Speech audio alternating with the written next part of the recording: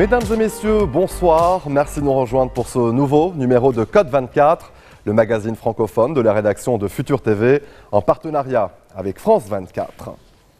Alors que nous célébrons cette année le centenaire de l'intervention des États-Unis dans la Grande Guerre, Code 24 vous propose ce soir un documentaire sur la naissance d'Hollywood.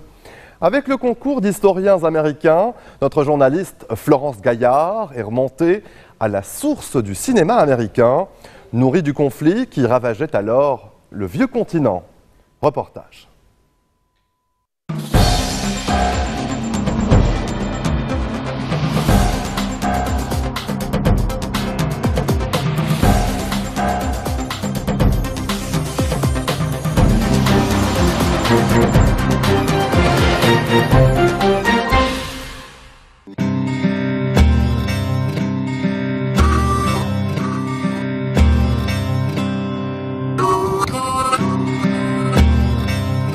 C'est La Grange où tout a commencé. En 1913, Cecil B. DeMille réalise le premier long-métrage entièrement tourné à Hollywood. Le début d'une longue série, car la guerre qui se prépare en Europe va permettre l'explosion du cinéma américain.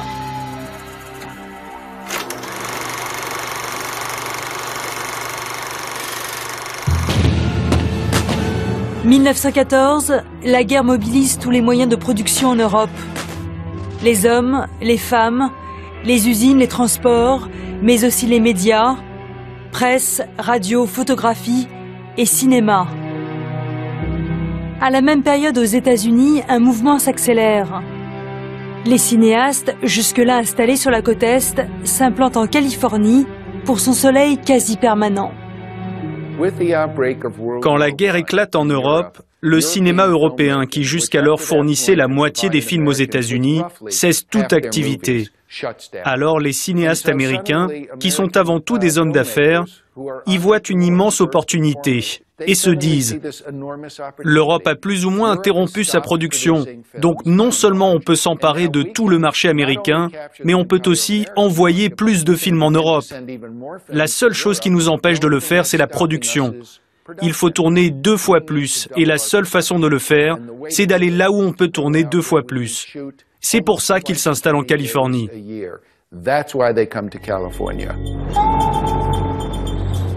Au début du siècle, Los Angeles est en plein essor. Dotée d'un port stratégique sur la côte ouest, l'ancienne mission espagnole voit les gisements de pétrole côtoyer les orangeraies. Elle attire aussi l'industrie aéronautique qui s'installe sur les vastes espaces autour de la ville.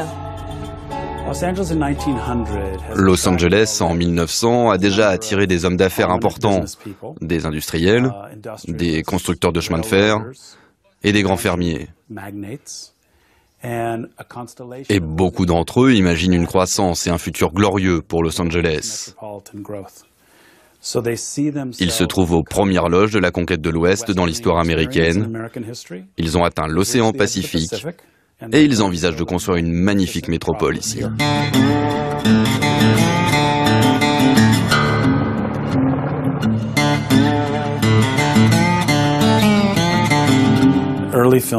Les premiers cinéastes qui viennent ici réalisent certainement qu'ils peuvent faire de ce paysage un décor de film et qu'ils peuvent en faire ce qu'ils veulent. Un décor qui peut ressembler aux États du Sud, à l'époque biblique, ou encore à l'Amérique rurale du passé.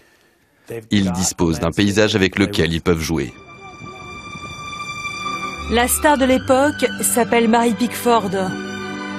D'origine canadienne, elle est sur les planches depuis l'âge de 5 ans. Et pour subvenir aux besoins de sa famille, elle accepte de passer du théâtre au cinéma, d'abord pour un été, puis un autre. En 1914, elle est la première actrice américaine avec son nom sur l'affiche. Les personnages joués par Mary Pickford tiennent tête aux méchants. Elles se battent pour les plus faibles. Tous ces personnages ont des qualités morales. Ils ont donné au public féminin de l'époque la possibilité de voir des personnages qui se lèvent pour ce en quoi ils croient. On peut se battre, on peut gagner, et le plus souvent on peut aussi toucher le cœur du garçon. Mais on a le droit de s'exprimer. Un jeune Britannique fait aussi ses débuts à Los Angeles. Charlie Chaplin est entré dans l'équipe de Mack Sennett, un producteur de comédies courtes. Les films durent alors 10 à 20 minutes et se tournent à la chaîne. En 1914, il crée le personnage de Charlot, un marginal aux allures de clown qui connaît un succès immédiat, d'abord aux États-Unis, puis dans le monde entier.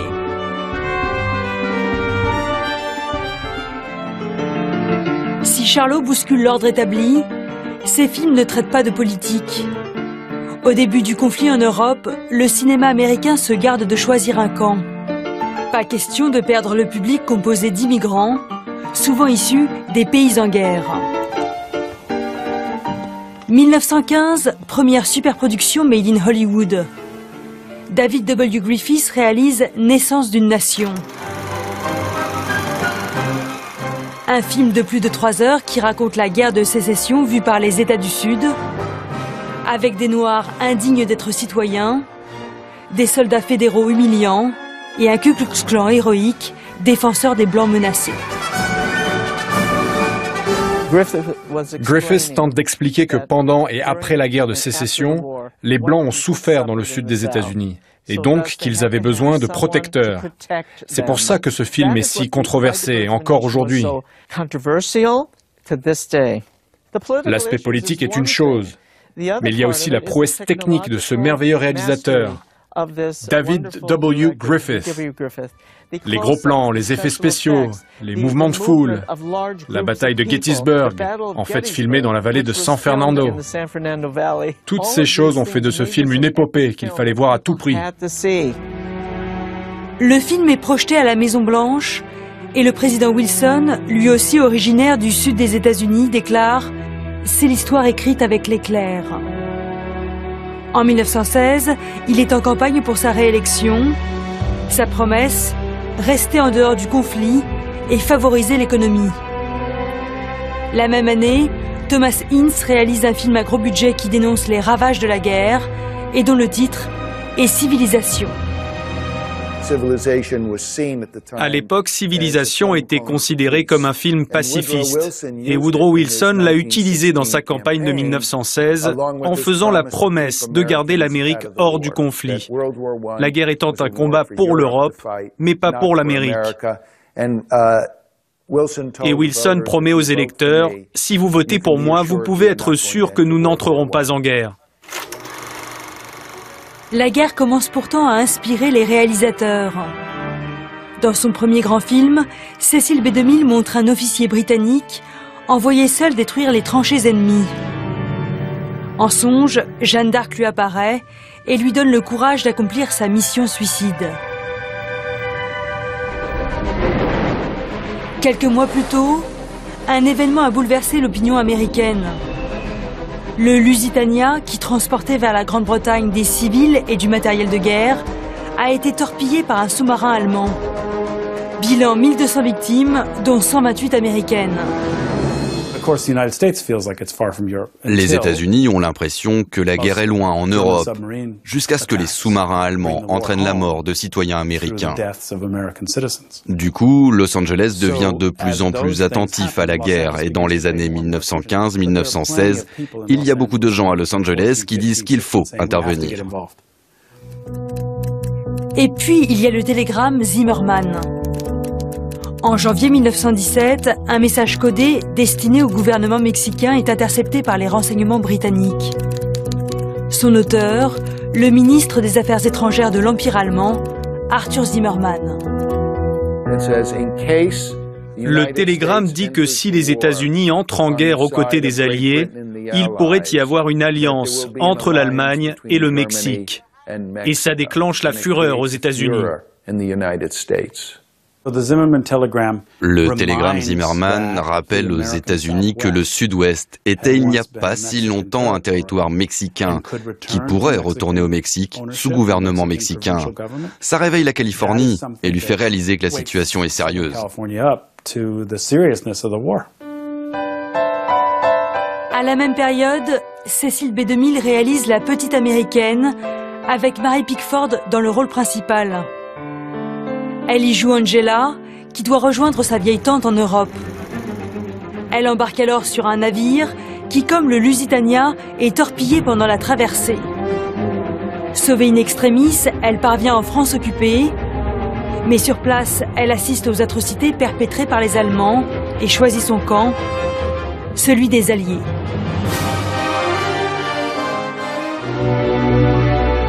Le 6 avril 1917, le Congrès américain vote la guerre à 373 voix contre 50 et le président Wilson doit changer radicalement son discours. Il y a un an à peine, cet homme promettait de ne pas entrer en guerre. Et maintenant, il se jette dedans. Et il doit retourner l'opinion d'une nation entière. Alors, une semaine après la déclaration de guerre, il crée le Comité sur l'information publique. Il nomme un ancien journaliste, George Creel, et lui donne un ordre qui tient en une ligne. Vendez la guerre au peuple américain. Conscient du pouvoir grandissant du cinéma, George Creel contacte Hollywood. Il demande au studio de produire des films qui vantent l'Amérique et son gouvernement. Requête d'abord rejetée, les producteurs préfèrent rester indépendants. George Creel utilise alors la menace. Si Hollywood refuse, le gouvernement limitera l'export de ses films, recrutera des soldats parmi ses employés et fermera ses théâtres le soir. Quelques jours plus tard, il reçoit une nouvelle lettre des studios et le ton a changé. Nous avons décidé de coopérer avec le gouvernement et dorénavant, nous ne produirons plus que des films positifs pour le public américain. Creel remporte donc la partie et s'assure qu'il n'y aura pas de dissidence à Hollywood. Pas de film critiquant la guerre qui puisse affecter le moral de la population aux États-Unis. Les stars de cinéma tiennent d'ailleurs à montrer qu'elles participent à l'effort de guerre. 2 semaines après le vote du Congrès, une garde nationale s'organise à Los Angeles. Cecil B. DeMille en est le capitaine et Mary Pickford le porte-drapeau. Le dimanche, la garde défile sur Hollywood Boulevard et dans le centre de Los Angeles. La garde nationale, c'est Hollywood qui montre son patriotisme. C'est symbolique, bien sûr, mais il y a tout de même des unités entraînées par l'armée dans le ranch de Jesse Lasky qui apprennent à tirer et à manœuvrer. Ils sont ainsi devenus des leaders, et pas seulement au cinéma en faisant des films, mais en prenant part à la guerre. Autre contribution des acteurs du grand écran, la campagne pour la souscription d'emprunts de guerre. Washington organise plusieurs tournées, dont une avec Douglas Fairbanks, Charlie Chaplin, Mary Pickford et le boxeur Jack Dempsey. Et le succès est au rendez-vous, des millions de dollars sont récoltés.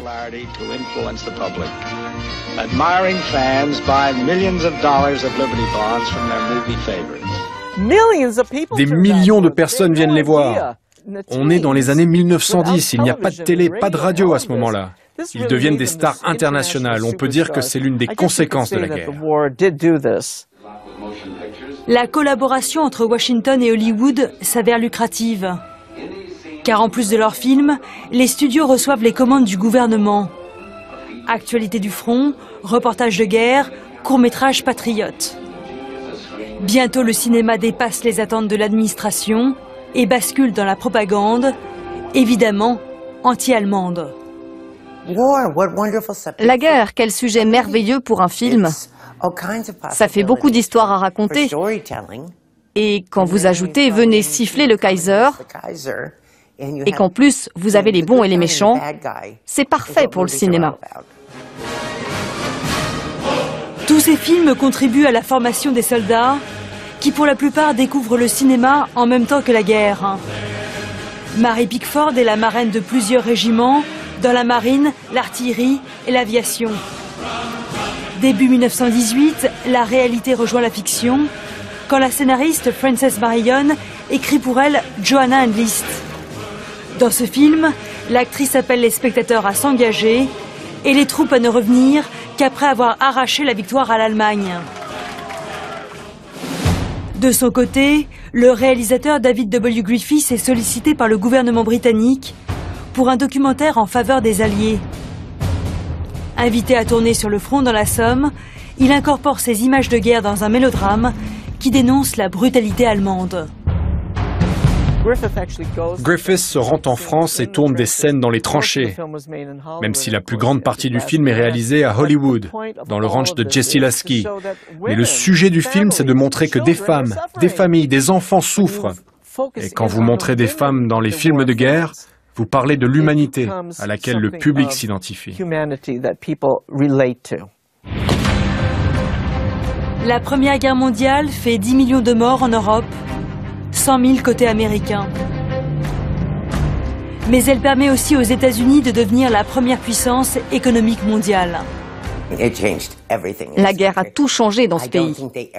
Je ne crois pas qu'ils le savaient en 1914, mais la guerre a été incroyablement bénéfique pour Hollywood, parce qu'elle a éliminé toute compétition. Les Européens, qui étaient en fait de meilleurs cinéastes, doivent maintenant rattraper leur retard. Et n'y arrivent pas parce que quand la guerre se termine, 90% de la production cinématographique mondiale vient des États-Unis. En 1919, Douglas Fairbanks, Charlie Chaplin, Mary Pickford et David W. Griffith fondent United Artists pour défendre leurs œuvres. Car les studios contrôlent maintenant la production, la distribution et l'exploitation des films. Avec la guerre, le cinéma est devenu une industrie. Los Angeles, sa capitale, et ses stars, des alliés précieux pour Washington. Désormais, Hollywood est un acteur économique et politique incontournable qui influence le monde entier.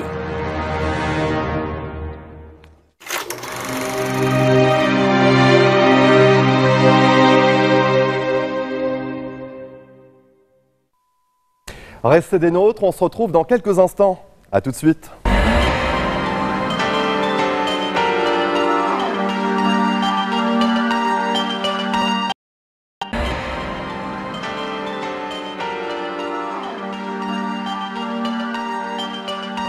Retour sur le plateau de Code 24. En juillet dernier, des milliers de Polonais sont descendus dans la rue pour protester contre les tentatives du gouvernement de prendre le contrôle du secteur judiciaire. Ils soutiennent que les réformes proposées portent atteinte à la démocratie.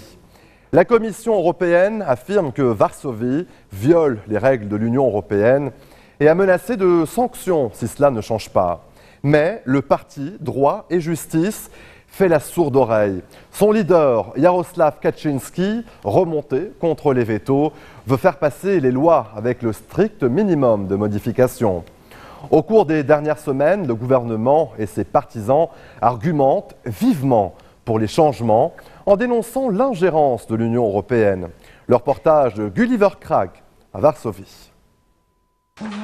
La propriétaire de cet appartement de Varsovie, Maria Pavelec, affirme avoir été victime d'escrocs. Regardez, ils ont fourni ce faux document au tribunal. Dans ce dossier qui traîne depuis des années, on lui réclame des milliers pour une hypothèque qu'elle soutient avoir remboursée il y a longtemps.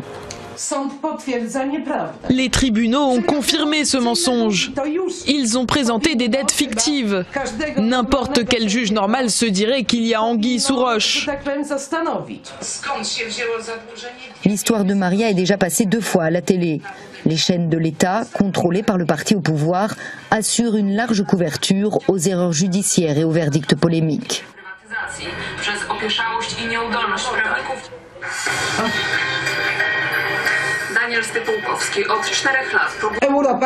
Et l'Europe veut l'opposé de cette réforme.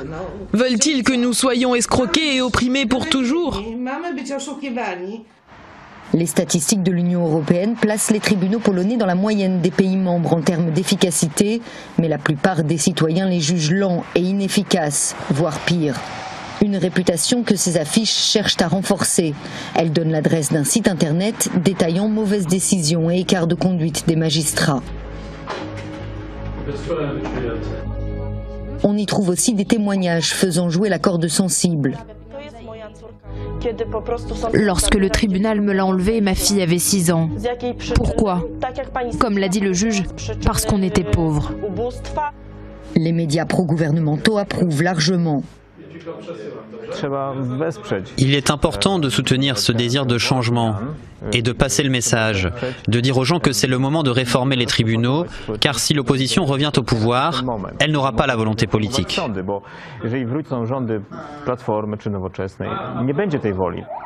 Pourtant, beaucoup de Polonais sont consternés par ce qu'ils considèrent comme une campagne de manipulation. Cette campagne calomnie notre système judiciaire pour imposer les changements proposés par le gouvernement qui sont inconstitutionnels. La campagne s'adresse aux personnes qui n'ont pas d'éducation politique. Selon les partis d'opposition, le gouvernement instrumentalise le mécontentement populaire afin d'organiser une prise de pouvoir. Droit et justice disent qu'ils veulent réformer le système judiciaire, mais tout ce qu'ils proposent c'est un changement de personnel, se débarrasser des juges actuellement en poste. Cela porte atteinte à la séparation démocratique des pouvoirs et vise à mettre tout le pouvoir entre les mains d'une personne, le chef du parti Jarosław Kaczyński. C'est aussi l'avis de la Commission européenne qui a exigé de la Pologne des changements sous peine de sanctions. En vain.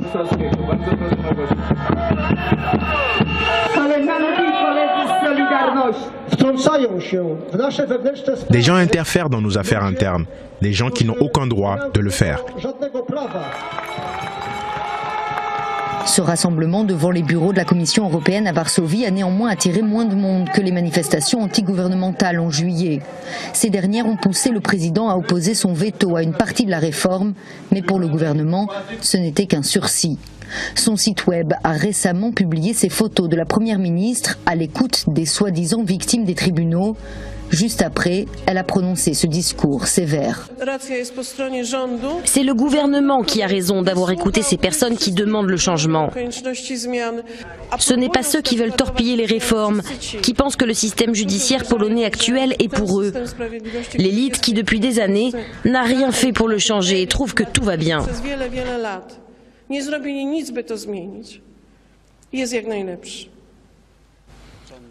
L'Union européenne va devoir batailler ferme.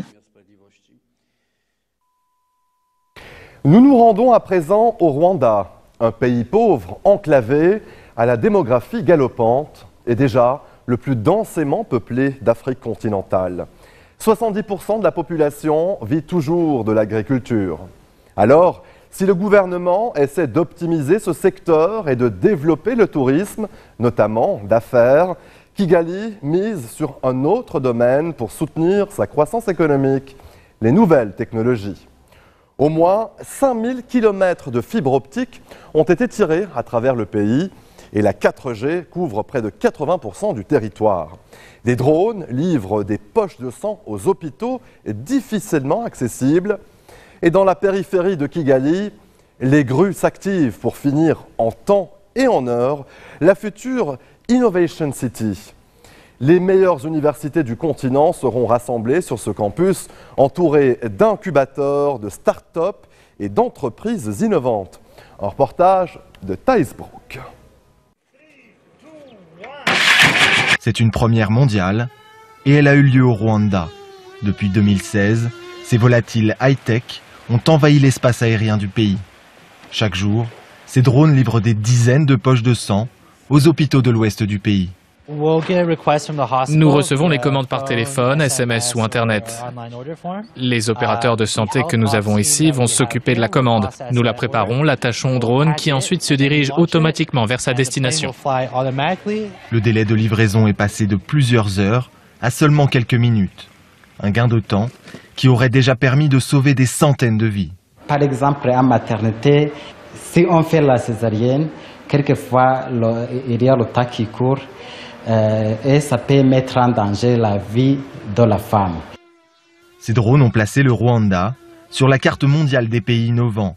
Petit pays enclavé aux ressources naturelles limitées, le Rwanda veut faire des nouvelles technologies un des principaux moteurs de sa croissance. Et il se donne les moyens de ses ambitions.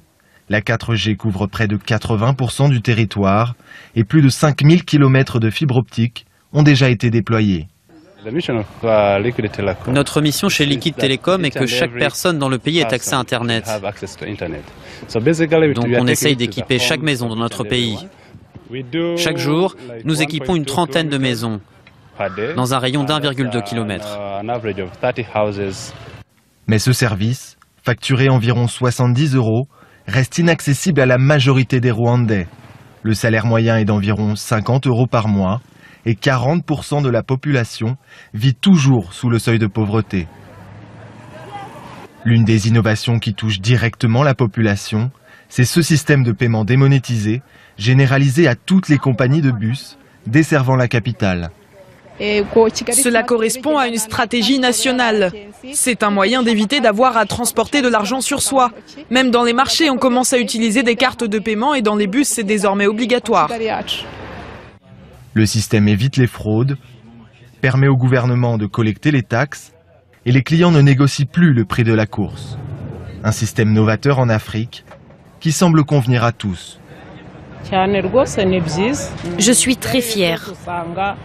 J'ai le sentiment que le pays avance et entre dans la modernité. Cette carte a été imaginée et développée dans ses bureaux. Soutenu par le gouvernement, le Kelab est le premier incubateur de start-up du pays. Un espace de travail gratuit avec accès au haut débit. Les geeks du pays s'essayent aux applications novatrices dans la santé, la logistique, l'agriculture ou l'énergie. Kelab a plus de 1600 membres aujourd'hui. Nous avons 300 mentors. Il y a plus de 60 entreprises qui sont nées grâce à cet incubateur, dont 4 qui sont actuellement des leaders sur le marché. Juste en face, il y a le Fab Lab. Imprimante 3D, découpe laser, les technologies de pointe sont mises à disposition des étudiants pour que leurs idées deviennent réalité. Nous avons fabriqué ce drone afin de pouvoir utiliser cette nouvelle technologie au Rwanda, surtout dans le secteur de l'agriculture. Nous pouvons l'utiliser pour la pulvérisation des pesticides ou la surveillance des cultures. Si le drone vole déjà, le prototype est encore à la recherche d'investisseurs. C'est d'ailleurs souvent ce qui manque au sud du Sahara. Le gouvernement a lancé un fonds doté de 100 millions de dollars pour soutenir les projets viables. À une dizaine de kilomètres de la capitale, les grues sont à l'œuvre pour livrer à temps Innovation City, la cité innovante de Kigali. Nous avons une large palette de talents à notre disposition. Derrière moi, il y aura les bâtiments de l'université de Carnegie Mellon des États-Unis. Ici, il y aura l'université du leadership africain spécialisée dans le monde de l'entreprise. Là, il y aura des mathématiciens et juste devant nous, l'école d'ingénieurs du Rwanda. Nous voulons attirer des entreprises internationales et leur donner les conditions pour réussir. En clair, le pays entend créer, à son échelle, un environnement similaire à celui de la Silicon Valley. Mais certains experts estiment que cette interaction entre université et entreprise aura du mal à devenir réalité. Une vision coûteuse, alors que 2/3 des habitants n'ont toujours pas accès à l'électricité. Malgré ces fausses notes, et quel qu'en soit le prix, le Rwanda entend aller au bout de sa révolution numérique. Restez des nôtres, on se retrouve après ceci.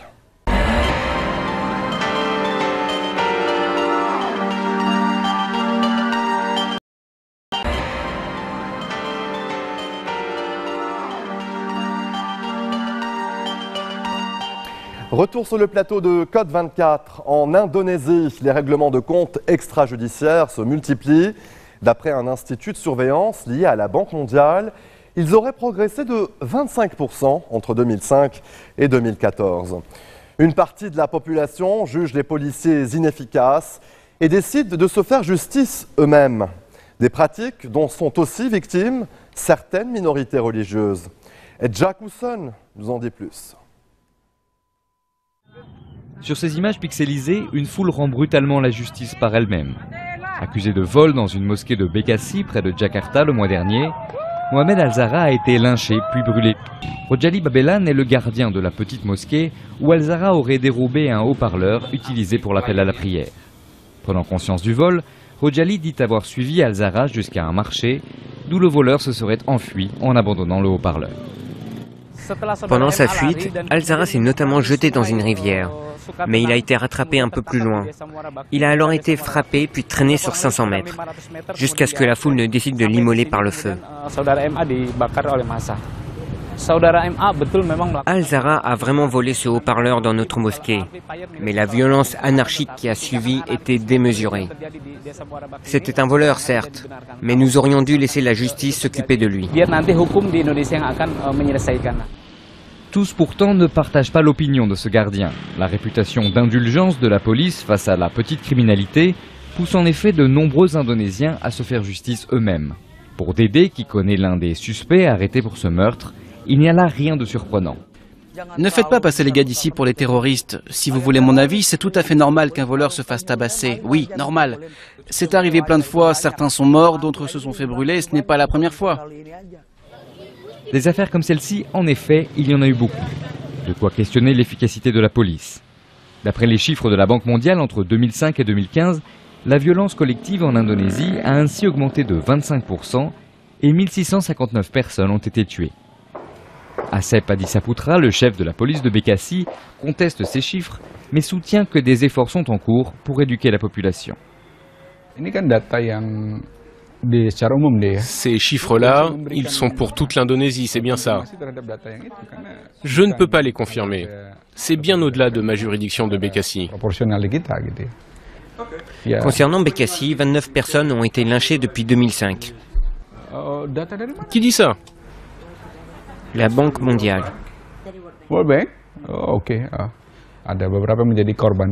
Des victimes de la violence collective, il y en a.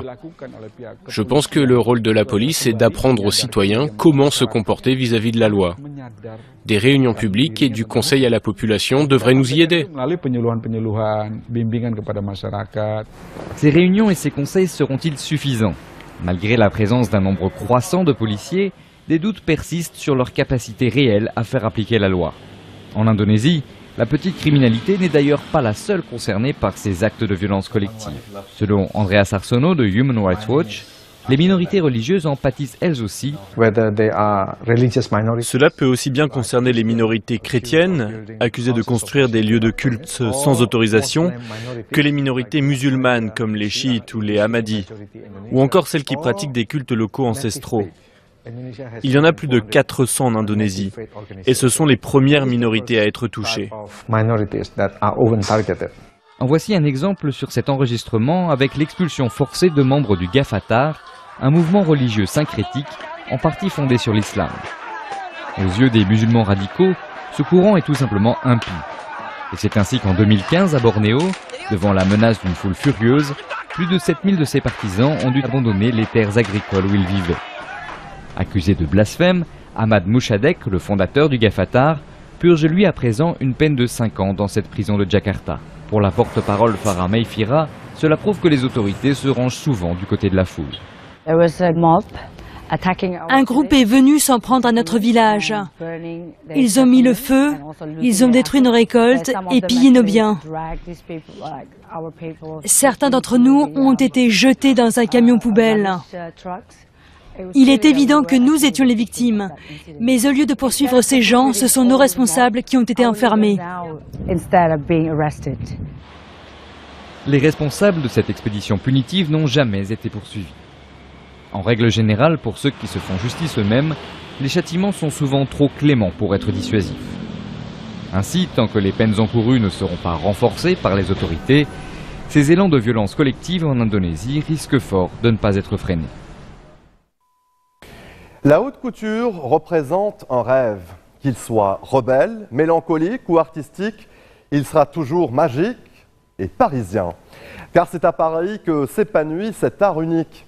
Le pouvoir de la capitale est tel que la griffe new-yorkaise Pronza Schuler est venue y défiler lors de la semaine de la haute couture. À découvrir également l'inspiration vinyle chez les Belges A.F. van der Vorst, Arty chez Iris van Herpen, classique chez Schiaparelli ou éternellement féminine chez Azzedine Alaya.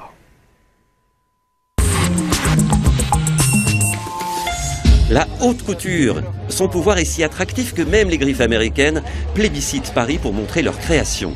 Exemple, pour leur première présentation Grand Luxe de l'automne-hiver 2017-2018, les directeurs artistiques new-yorkais de Pronza Schuler ont investi un lycée typiquement parisien. C'est impossible de ne pas être influencé par Paris. Bonjour, Jack. Excusez-moi, je suis en retard. Bonjour, Jack. Quand on était étudiant, on faisait très attention à ça. Tous les designers qui nous inspiraient venaient d'ici. Parce que, écoutez-moi bien, vous avez ici les meilleurs ateliers du monde. On a travaillé avec eux et cela a été un véritable échange entre New York et Paris pour préparer cette saison. La haute couture, c'est le laboratoire de tous les possibles, toutes les prouesses, toutes les audaces. Et le processus créatif peut revêtir différentes formes. Vinyle et sac poubelle, chez les Belges AF Van de Vorst. À l'Institut du monde arabe, la très radicale Adeline André dénude elle-même ses modèles. Une présentation en forme de performance artistique à caractère libératoire. Comment la robe fait bon ménage, disons-le, avec le manteau. Il y a comme une sorte de rituel assez extraordinaire, assez mystérieux et assez élégant, même très élégant. Je voulais faire une performance, alors j'ai simplement pensé à des manteaux et des robes, des manteaux maison un petit peu, voilà. Pour ça, il y a le manteau forteresse, le manteau igloo, le manteau, etc. Et puis en dessous, bon, des robes complètement liquides, le contraire, quoi, voilà. Performance d'un autre type. Pour fêter ses 10 ans de couture, la néerlandaise Iris van Herpen a travaillé avec des musiciens sous-marins. J'ai découvert ces artistes qui développent depuis maintenant 10 ans des techniques pour pouvoir chanter et jouer de la musique sous l'eau. C'est ce processus qui m'a inspirée. On a travaillé ensemble et cela a donné cette collection. Chanter sous l'eau? C'est possible parce que vous prenez une respiration. Ensuite, vous plongez sous l'eau et vous gardez une bulle d'air dans votre bouche. Quand la bulle veut s'échapper, vous la ravalez. C'est pourquoi on ne chante que des séquences très courtes. La couture, c'est aussi du design. Le couturier Maurizio Galante et son associé Tal Lankman imaginent des objets et des décors. Pour l'hôtel Off, le premier à flotter sur la Seine, ils ont conçu des suites et un espace public singulier ornementé de créations originales. Chaque matin, quand un client il porte un chose de moi, le matin, il m'appelle et me dit « Écoute, hier soir, je suis allé dans un cocktail et c'était magnifique. Toutes les personnes viennent vers moi et ils me posent des questions sur qu'est-ce que c'est. » Alors, c'est vraiment des objets de conversation, comme le départ de quelque chose. Mais la couture, c'est aussi rester classique, conforme à l'idée que l'on se fait d'elle. Des robes de princesse qui font rêver, à l'instar de la créatrice chinoise Guo Pei. La semaine de la haute couture, il n'y a qu'à Paris que cela existe véritablement. Et pour tous les designers, la culture de la haute couture, l'histoire de la haute couture est absolument indissociable de Paris. C'est le rêve de tous les designers et c'était d'ailleurs mon rêve quand j'étais petite. Quand vous avez vu ce défilé, vous avez ressenti quoi? La petite fille en moi qui dit « Oh, j'aimerais bien mettre cette jolie robe ». Au tournant des années 30, Elsa Schiaparelli choquait, car elle prenait une liberté sans limite. Bertrand Guyon, l'actuel directeur artistique de la maison, tente aujourd'hui de s'y référer. J'ai senti qu'il y avait un vent de liberté, d'indépendance,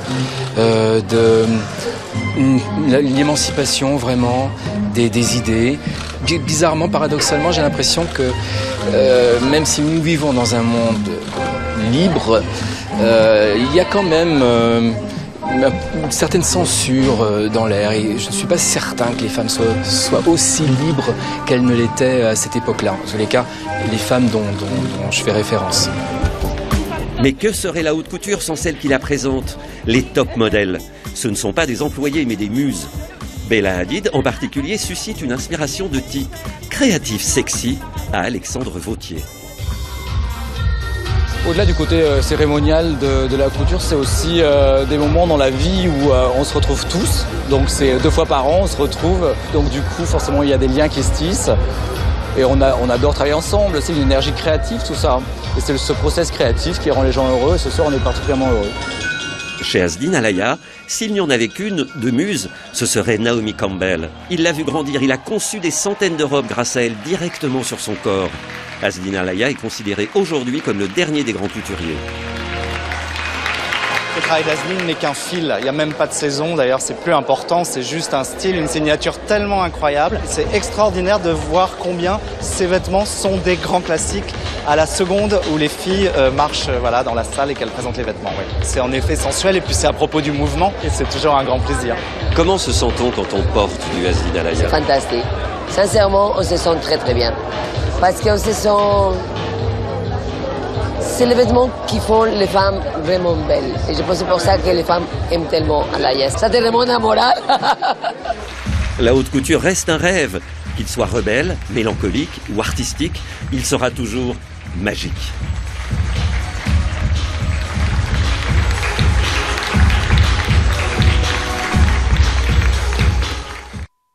Restez des nôtres, on se retrouve dans quelques instants.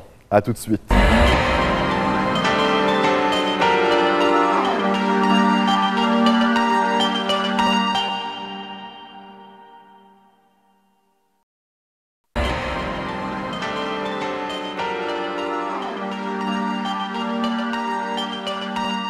Retour sur le plateau de Code 24 à Paris. Nombreux sont les axes mythiques, mais le plus célèbre d'entre eux est sans doute celui qui relie le Louvre au quartier de la Défense. Promenade prisée des touristes, il traverse le jardin des Tuileries, la célèbre place de la Concorde et s'engage sur les Champs-Élysées. En haut des champs, l'Arc de Triomphe offre un point de vue hors du commun sur Paris. Mais la Défense, plus grand quartier d'affaires d'Europe, renferme aussi quelques secrets qui attirent de plus en plus de curieux. Reportage.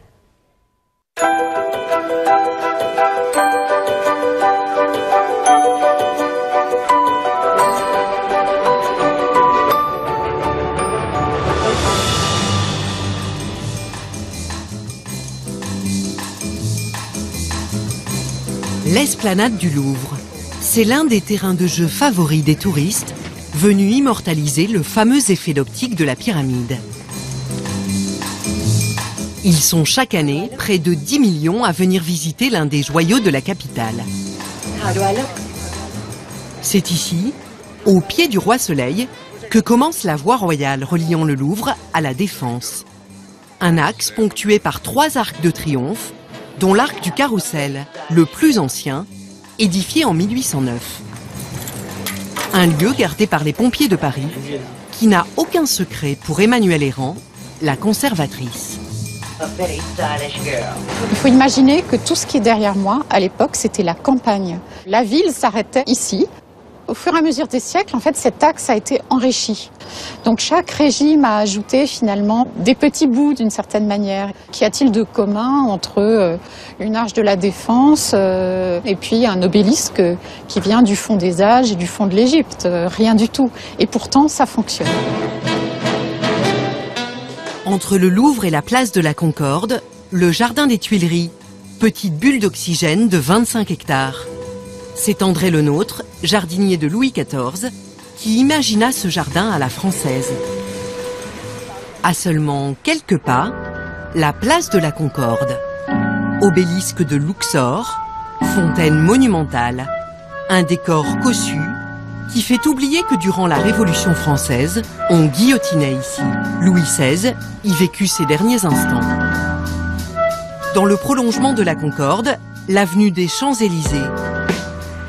Café, boutique de luxe, enseigne de grande distribution, il faut se faufiler entre les passants pour atteindre l'Arc de Triomphe, érigé à la gloire de Napoléon. Situé au milieu de la place de l'Étoile, cauchemar des Parisiens, il offre une fois la circulation bravée, une vue imprenable sur Paris. Ce que l'on vient chercher aussi le long de cet axe, c'est le calme. Se retirer de l'effervescence des champs, tout en l'admirant. Halte dans un grand hôtel, en retrait de l'avenue. À la tombée de la nuit, le personnel de ce restaurant est sur le pont. Dans quelques heures, une quarantaine de clients du monde entier vont s'attabler pour déguster les plats du chef. C'est Jérôme Bantel qui officie dans les cuisines de ce palace. Effet rarissime, il a décroché 2 étoiles au guide Michelin en seulement 1 an. À suivre une Saint-Jacques, un turbo. À suivre un pigeon, un chevreuil. On est sur la cuisson, là. Moment essentiel de la recette. On respecte le produit, tout part de là, Une cuisson réussie, c'est 50% du plat. Topinambour, avec la truffe blanche. Allez, on y va. Artichaut, sakura. Pigeons de Vendée ou encore turbo glacé à la française, comptez 250 € pour un menu dégustation.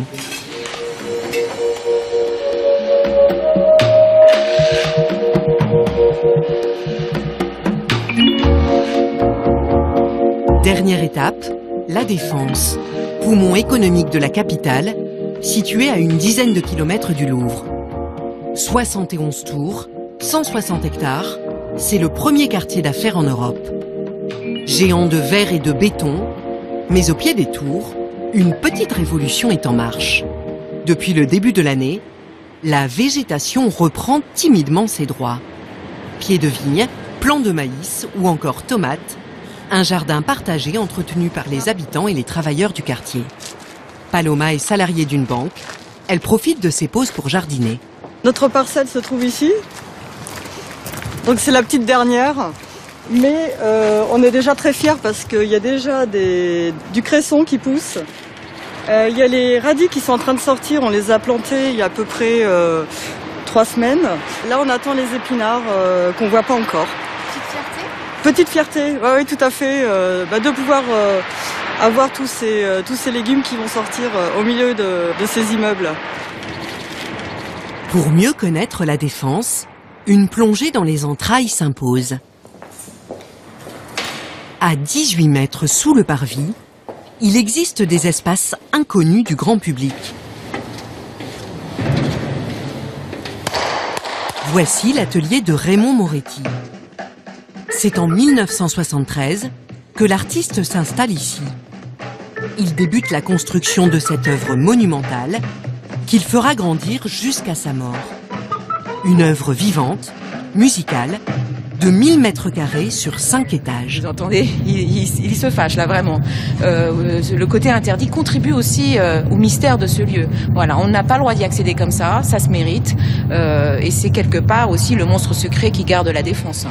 Quand le quartier semble s'éteindre et que certains font des heures sup, la Défense continue à vivre au rythme des noctambules. L'occasion de célébrer le mariage réussi de l'ancien et du contemporain qui donne à cet axe une physionomie si variée.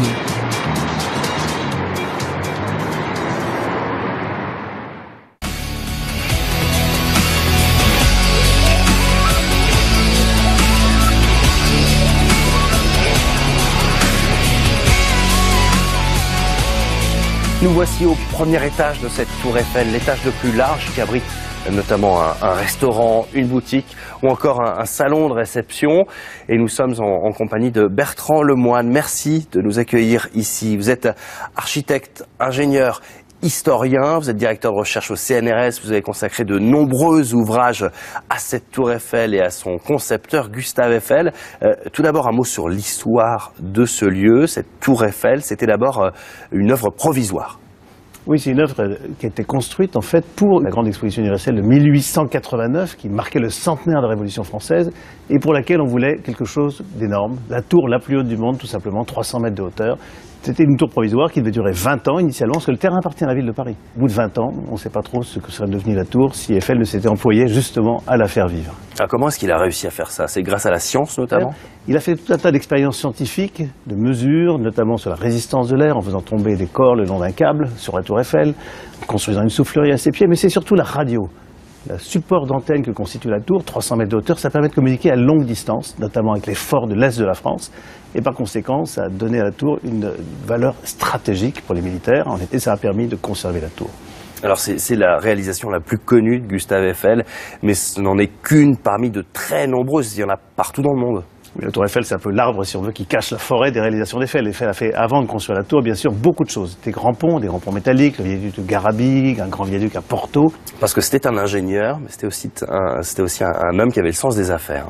Gustave Eiffel, c'est un ingénieur formé à l'école centrale, mais à 32 ans, il fonde sa propre entreprise avec une jeune expérience seulement. Il va s'aider de capitaux familiaux, il va trouver aussi des bons collaborateurs, des bons appuis politiques, il va savoir innover aussi, et c'est finalement quelqu'un qui a développé une entreprise. Il ne faut pas oublier cette dimension d'entrepreneur d'Eiffel. Ce n'est pas seulement un ingénieur, un technicien, mais c'est aussi quelqu'un qui a su développer, construire, réaliser, au point de construire évidemment cette tour magnifique.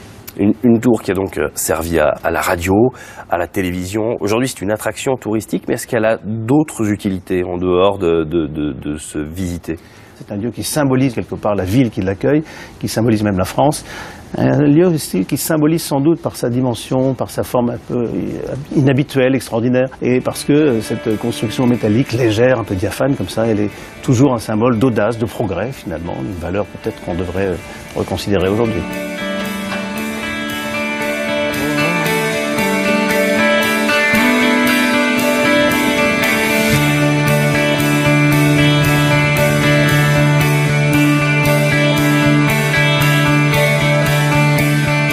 Nous sommes à présent au deuxième étage de la Tour Eiffel, juste à côté du restaurant Le Jules Verne. Si vous voulez manger ici et avoir une jolie vue, pensez quand même à réserver plusieurs mois à l'avance. La Tour Eiffel est victime de son succès. En témoignent aussi les longues files d'attente à ses pieds. Pour autant, est-elle rentable? On voit ça tout de suite.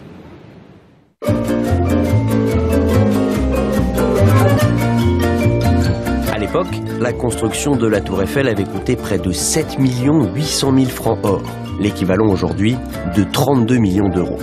127 ans plus tard, grâce à la technologie et aux machines, une réplique exacte reviendrait moins cher, 28 millions d'euros seulement. 1 million pour les 18 000 pièces métalliques qui la composent et pour les divers matériaux, le reste pour la main-d'œuvre. Mais ça, c'est sans compter la valeur du terrain, ni sa valeur touristique. Symbole de Paris, la Tour Eiffel est le monument payant le plus visité du monde. Elle attire chaque année 7 millions de personnes, dont 80% d'étrangers. Pour entrer à l'intérieur, chaque visiteur paye entre 3 et 17 euros. À pied, c'est moins cher, mais il faut grimper 704 marches jusqu'au deuxième étage. Pour aller jusqu'au sommet, ascenseur obligatoire. En haut, perché à 276 mètres, on dispose d'une vue jusqu'à 60 km à la ronde. L'affluence est telle que les ascenseurs parcourent en un an l'équivalent de 2 fois et demi le tour de la Terre. Revers de la médaille, les frais d'entretien sont importants. Chantier permanent, la Tour Eiffel est par exemple repeinte tous les 7 ans. En tout, 250 000 m² de surface à recouvrir. 60 tonnes de peinture sont nécessaires et il faut compter 1 an et demi pour tout repeindre. Malgré tout, le monument rapporte. La Tour Eiffel génère chaque année plus de 78 500 000 euros de chiffre d'affaires. Et c'est la fin de cette édition de Code 24. Merci de votre bon accueil. Très bonne suite de programmes sur notre antenne. Et je vous dis à la semaine prochaine.